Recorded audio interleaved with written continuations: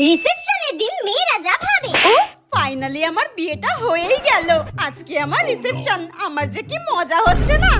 আমার তো ছোট্টবেলা থেকে একটাই ইচ্ছা ছিল, আমার বিয়ে হবে। ফাইনালি আমার বিয়েটা হয়েই গেল।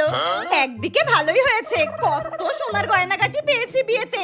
এটা তো আমাকে দিয়েছে আমার পিসি শাশুড়ি, আর এই সোনার শাখাটা দিয়েছে আমার দিদা, আর এই পলা বাঁধানোটা দিয়েছে আমার মাসিমণি, আর এই গলার সোনার চিকটা দিয়েছে আমার কাকি শাশুড়ি, আর এই বড় বড় সোনার কানের দুলগুলো দিয়েছে আমার বর।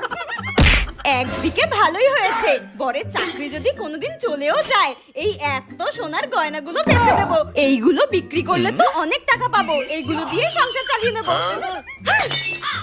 এক মিনিট, আমি শুনেছি কোনোভাবে যদি শাশুড়িরা দরজাল হয়, বৌমার সব গয়নাগাটি নাকি খুলে নিয়ে নিজের আলমারিতে ঢুকিয়ে দেয়।